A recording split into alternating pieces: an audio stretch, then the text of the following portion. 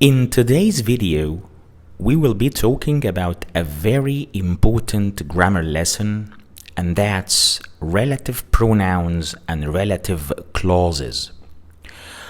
I think it's most appropriate to begin this video by explaining to you what the meaning of a clause is. So you might ask yourself, what is a clause? This is a word that we see a lot whenever we learn English, read English, or try to dive deeper into the grammatical rules of the language. So a clause, quite simply, is a group of words which contain a subject and a verb. As easily as that, as simply as that. So whenever you have a group of words which contain a subject and a verb, this means that this group of words is a clause. Sometimes this clause has a complete meaning, and sometimes its meaning is incomplete, is lacking, which means that it needs to be complemented with another clause to complete its meaning.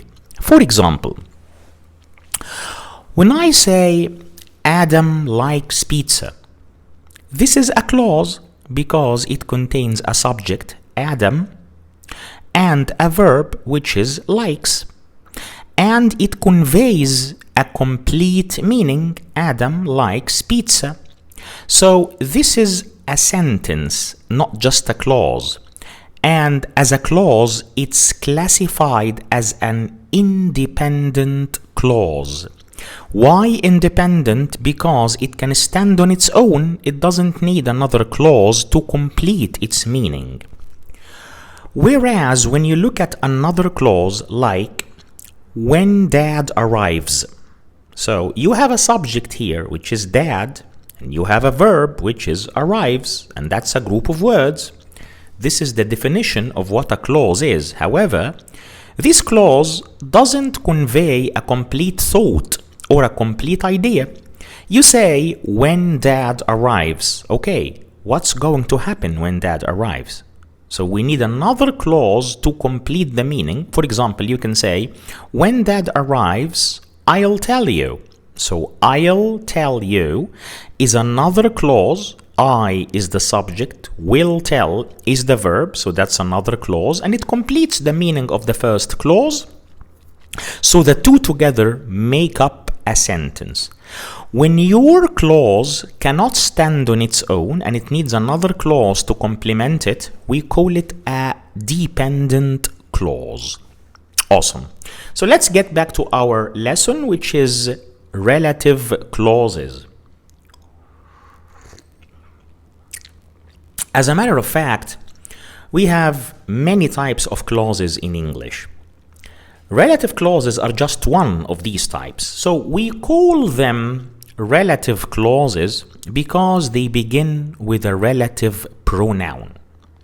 What are relative pronouns? Relative pronouns are a group of pronouns in English which are used for various purposes, but for today's purpose, we use them as relative pronouns. These are who, to refer to people, which, to refer to things, that, to refer to people and things, whom, to refer to people, and we will talk about whom in detail later in the video, who, excuse me, whose, to refer to the idea of possession or ownership, where, to refer to a place, and when, to refer to a time.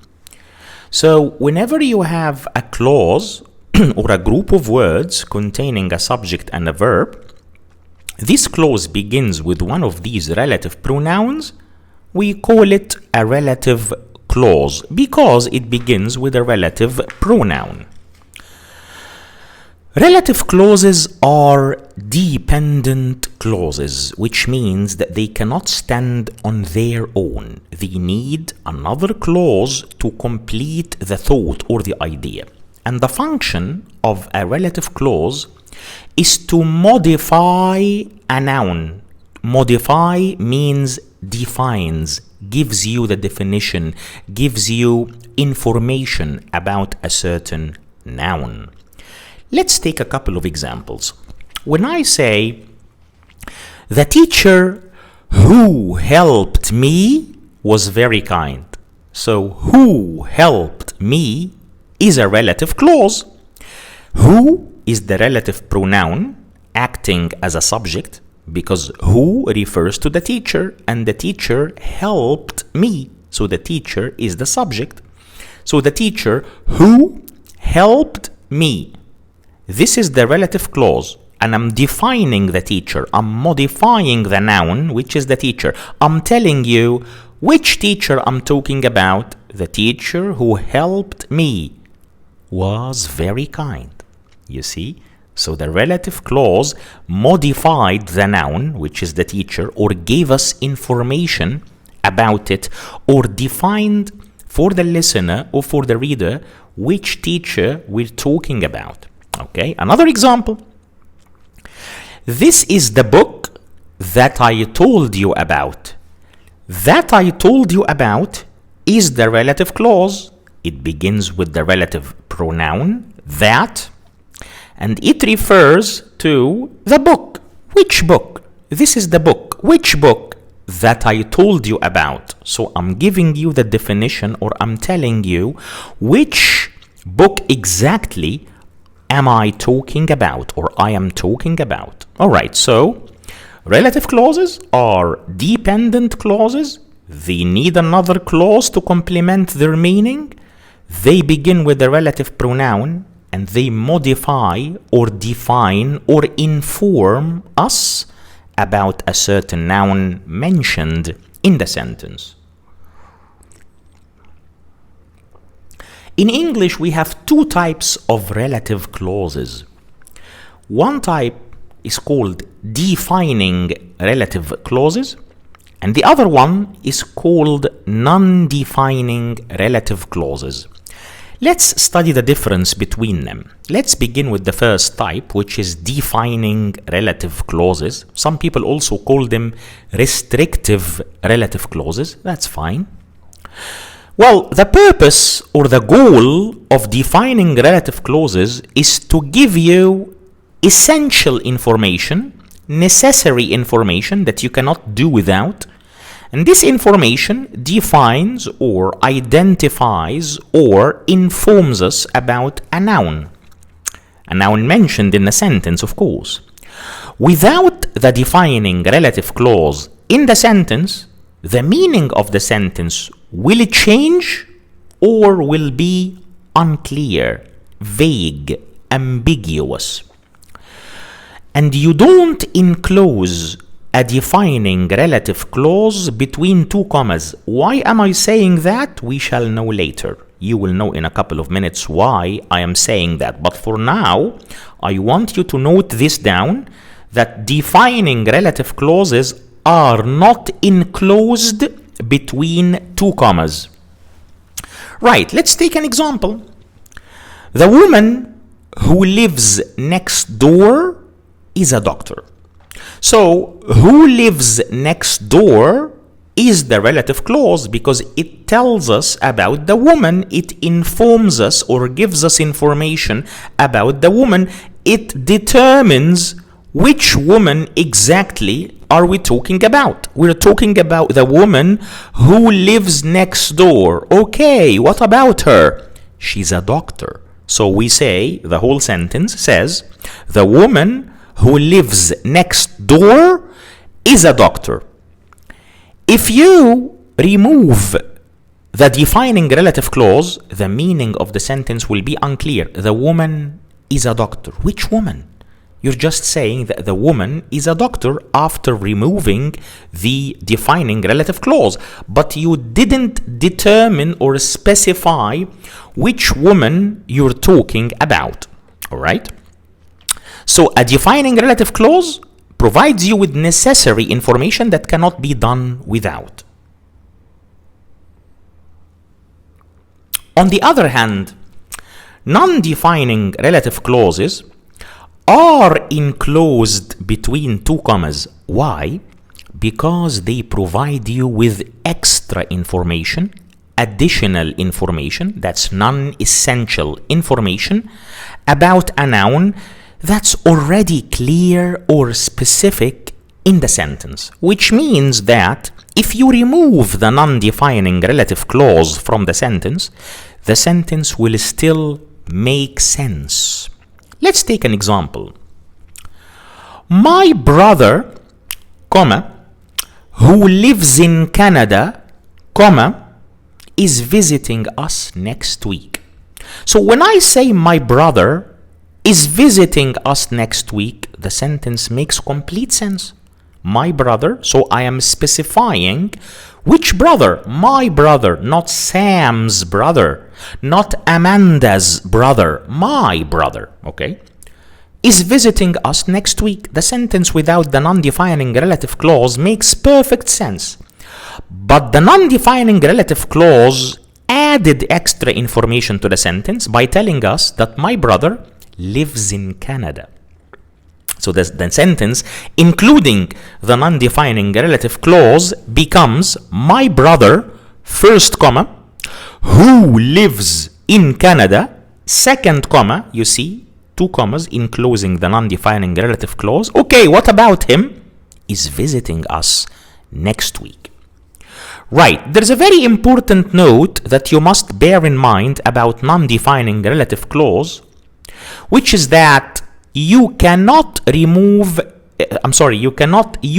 that in non-defining relative clause. In the other type, or the first type, defining relative clauses or restrictive relative clauses, you can use any relative pronoun, that's fine. But for non-defining relative clauses, the ones which provide you with extra information and the ones which are enclosed between two commas, you cannot use that in them. You can use any other alternative, like who if you are talking about a person, or which if you are talking about a thing. Okay. We earlier said that a relative clause is a clause that begins with a relative pronoun. But there is a very important point that we must highlight here. Relative pronouns can sometimes be removed from the relative clause. So not all relative clauses must begin with a relative pronoun, because sometimes you can remove the relative pronoun from the relative clause and the sentence will make sense. When can we do that? You can remove the relative pronoun from the relative clause if it's not the subject of the relative clause. So if the relative pronoun acts as the subject of the relative clause, you cannot remove it. But if it acts as the object, you can remove it. For example, when I say, the girl who won the race is my cousin. The girl who won the race is my cousin. The relative clause is who won the race. Who refers to the girl, and the girl is the person who won. So the girl is the subject. So we cannot remove who from this relative clause. We cannot say the girl won the race is my cousin. You can't. You cannot do that. You must include the relative pronoun, which is who, because it refers to the person who did the action, which is winning the race. But when I say, for example, the movie that we watched was amazing. The movie that we watched was amazing. Where is the relative clause? That we watched. That refers to the movie. And we watched the movie. So the movie is not the subject. The movie is the object. We, the pronoun we, is the subject. So you can say the movie that we watched was amazing, or you can say the movie we watched was amazing. In this case, we watched is the relative clause without the relative pronoun. Okay, so this means that if your relative pronoun is the subject of the relative clause, you cannot remove it. But if it's the object, you can still remove it and the sentence will make perfect sense to the listener or the reader. Also, another very important point regarding the omission or the removal of relative pronouns from the relative clauses is the fact that in the second type of relative clauses, which is non-defining relative clauses, you cannot remove the relative pronoun. Again, I'm talking here particularly about the second type of relative clauses, which is non-defining relative clauses, the ones which are enclosed between two commas, the ones which provide you with extra or additional information. In this type of relative clauses, you cannot remove the relative pronoun. You must use it. Perfect. We mentioned one of the relative pronouns earlier, which was whom. Whom, W-H-O-M, that's the spelling of it. That's who plus M at the end, whom. This relative pronoun is very formal. Some people consider it obsolete or absolutely old-fashioned, that they don't use it any longer. So it's considered to be very formal. Whom refers to a person and it acts as the object in the relative clause. Whom cannot act as the subject in the relative clause. It must act as the object. Let me give you an example. The man whom I saw yesterday was my old teacher. The man whom I saw yesterday was my old teacher. Where is the relative clause? Whom I saw yesterday. Whom refers to the man. I saw him. I saw the man. So the man is the object. I is the subject, which means that whom in this relative clause talks about or refers to the object, and that's the normal use of whom. Whom is always referring to the object of the relative clause. So it's omittable because, as we said earlier, you can remove the relative pronoun from the relative clause if it refers or if it acts as the object. So we can say the man whom I saw yesterday, or the man I saw yesterday was my old teacher. It is also worth mentioning that you can use who or that in this sentence because who and that can refer to people, and the man is a person. So you can say the man whom, or who, or that, or no pronoun, no relative pronoun, I saw yesterday was my old teacher. Fantastic. Another point which is very important, we have some words, and these words cannot be followed by any relative pronoun except that. So I'll give you now a list of words.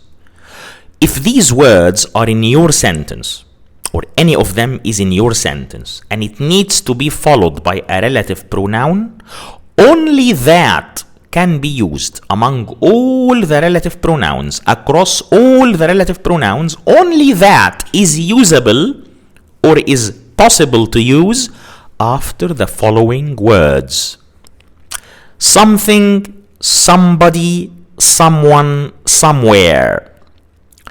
Anything, anybody, anyone, anywhere. Everything, everybody, everyone, everywhere. Nobody, no one, nothing, nowhere. Those are 16, 4 times 4. In addition to all, much, little, none, 4 more. So 20 words in general. You can rewind them and replay the video again to know them. I'm not gonna say the whole list again. So these 20 words, whenever you need to follow them with a relative pronoun, only that is possible and no other relative pronoun is possible. Let me give you some examples. Everything that happened was recorded. You cannot say everything which happened. You can't. You cannot. All that matters is your safety. You cannot say all which matters is your safety. Someone that I trust gave me this advice. You cannot say someone who I trust or whom I trust. You can't, because after someone you need to use that. There is very little that we can do now. You cannot say there is very little which we can do now, and so on. So, as I said, after all these nouns, or after all these words, only that is possible amongst all relative pronouns. A couple of quick points that I need to finish my video with. As I said, whom is very formal. It's not common in conversations or spoken English. That is more common than who and which in colloquial or informal English. So in conversations, dialogues, everyday English, spoken English, we use that rather than who and which. Who and which are considered to be more formal than that, so they are more common in written English than that. And as we said, that is not possible to use in non-defining relative clauses, and relative clauses cannot be omitted or cannot be removed from non-defining relative clauses, even if they refer to the object or even if they act as the object in the non-defining relative clause. I can say that this was a comprehensive demonstration of the lesson of relative pronouns and relative clauses. I hope you enjoyed it and I hope it was beneficial for you. And don't forget to subscribe to the channel if you like the video. Interact with the video by liking it, sharing it with your beloved ones, friends and family members, and leave down any comments, suggestions or remarks down there in the comment box. I will be more than happy to respond to them. Thank you very much for your attentive listening, my friends. Enjoy the rest of your day and goodbye for now.